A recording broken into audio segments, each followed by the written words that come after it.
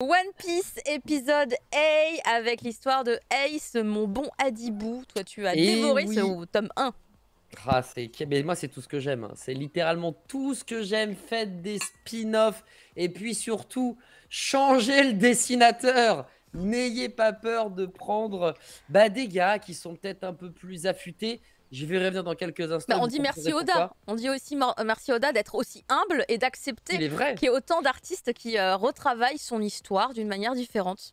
Il est vrai, comme c'est le cas avec Demon Slayer et Koyaru Gotoge, qui a permis à un certain Ryoji Hirano de proposer lui aussi un spin-off, mais à sa façon, avec son propre dessin. Et en vrai, ça change littéralement tout. Je pense que j'enfonce une porte ouverte en disant que c'est l'animé qui a fait une carrière au manga. Ça n'empêche pas, moi je suis un fan infini de Demon Slayer, ou Kimetsu no Yaiba pour les intimes. Mais si l'animé n'existait pas, je pense que je ne me serais jamais arrêté sur le manga. Maintenant, j'ai acheté tous les tomes, j'ai tout lu, etc. Et je dois bien admettre que, comme One Piece, le trait n'est pas forcément simple. Le trait original n'est pas le plus facile. Moi, j'ai mis 3 ans pour apprécier One Piece et Demon Slayer. Même là, quand je ressors des tomes, histoire de...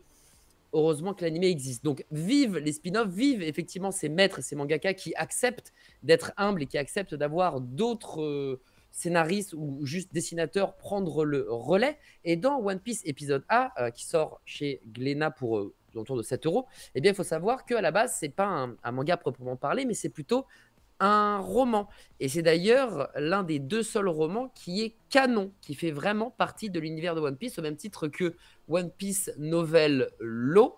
Là, vous allez vraiment en avoir pour votre argent et toutes les infos que vous allez avoir vont être des vraies informations. Je l'ai appelé ce One Piece épisode A, et ça sera la même avec le 2e épisode puisque c'est un diptyque, il n'y a que 2 tomes.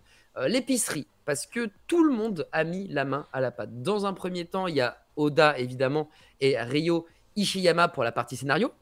Pour la partie roman, donc originelle, c'est Shu Hinata et Tatsuya Hamazaki. Et comme il n'y avait pas assez de monde, ils ont décidé de laisser le pinceau au papa de Dr Stone, donc Boichi.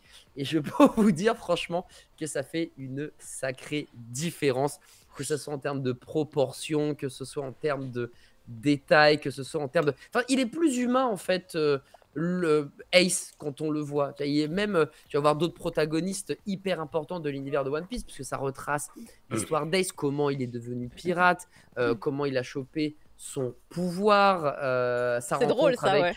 ouais, c'est énorme, franchement, c'est un truc de dingue. Quand tu vois ça, tu te dis, mais non, ça s'est joué à ça. C'est un truc de ouf. Donc c'est hyper drôle. Mais au-delà de ça, il y a la quête aussi de l'identité d'Ace, finalement. Ace, pour lui, qui c'est? Et en vrai, tu te rends compte que plus tu vas feuilleter les pages, et plus pour lui, c'est un véritable calvaire que de vivre sa vie, alors qu'on sait tous qui est, par exemple, le papa d'Ace, tu vois. Et du coup, il y a plein de petits points comme ça qui sont éclaircis dans cette première partie. C'est trop bien. Il y a aussi le chapitre 51 de One Piece qui, lui, s'appelle Zoro tombe à l'eau et qui parle de l'affrontement entre Zoro et Mihawk, et qui aussi, est juste mortel, quoi. Il y a les flares aussi qu'on reconnaît, je trouve, de Boichi hyper atypiques qu'il n'y a pas dans l'œuvre originale One Piece, qui sont vraiment genre qui apportent un plus et comme je disais, un côté plus humain.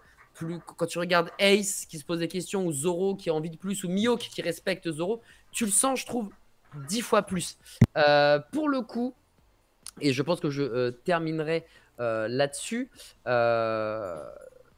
c'est peut-être, et j'espère en tout cas qu'il va être bien accueilli, parce que je sais à quel point les fans de One Piece sont quand même des fans assez hardcore, qui adorent l'œuvre, et peu importe comment c'est vendu, peu importe la sauce. Et quand je dis ça, je pense notamment à l'animé, qui pour moi ne respecte en aucun cas l'œuvre d'Oda, parce qu'on donne du caca, et il y a beaucoup de personnes qui mangent ça avec grâce et bonté, et qui même remercient l'animé, alors que l'animé, franchement, c'est risible par rapport à ce qui se fait actuellement et par rapport à l'œuvre que One Piece est. Mais bon, voilà. Donc j'espère. Pour nuancer, c'est quand même bien réveillé ces 2 dernières années, on va dire.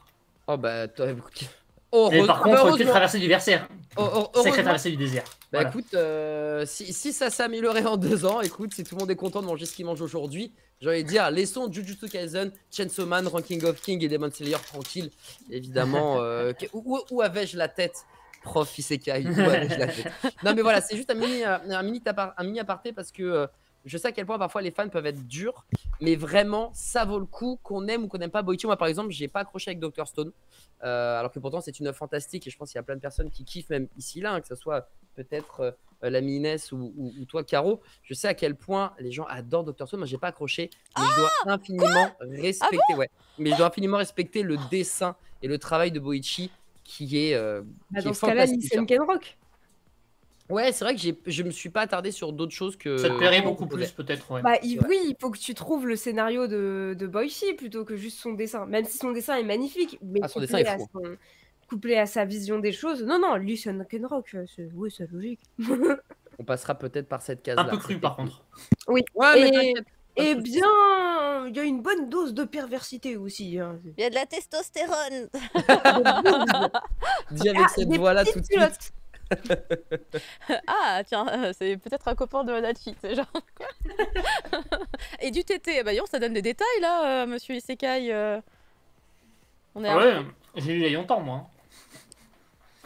Eh bien, on est dans la recommandation, voilà, on est dans la recommandation pour Monsieur Adibou. Mais après, enfin, tu vois, les gens qui connaissent pas Boichi, qui découvrent le talent de Boichi à travers ce premier tome-là, je pense que c'est déjà pas mal aussi. Parce que là, on est vraiment sur les derniers trucs qu'il a fait en date. Il y a un trait encore plus abouti, alors que de base, évidemment, c'est un tueur, le gars. Mais là, voilà, on est vraiment sur son style actuel et hyper bien léché. Enfin, je suis ébahie à chaque fois par les détails, surtout sur les illustrations couleurs, c'est insane. Mais ouais, non, c'est très cool. Moi, j'avoue que quand tu as parlé du petit chapitre qui a été refait par Boichi, Zoro avec Mihawk, franchement, moi j'étais en mode waouh, Oda il a dit oui, refais un chapitre. Ouais, c'est ouf. Et a priori, il le propose à, enfin comment dire, c'est pas genre c'est pas tout le monde. Hein. C'est pas, enfin. C'est pas genre unique quoi, c'est quelque chose, on peut retrouver d'autres chapitres, excusez-moi, il y a tous mes mangas qui tombent. Oh mince. J'ai rien tapé sur mon bureau, mais d'un seul coup il y a eu une espèce de glissement de terrain, hein, si on peut dire ça comme ça. Ça peut être les chats, fais attention, c'est la queue du sibérien là. Non, mon chat il passe pas par ici, il n'y a pas la place, il s'aventure pas ici, attendez. C'est mes collectors là, ils sont en train de...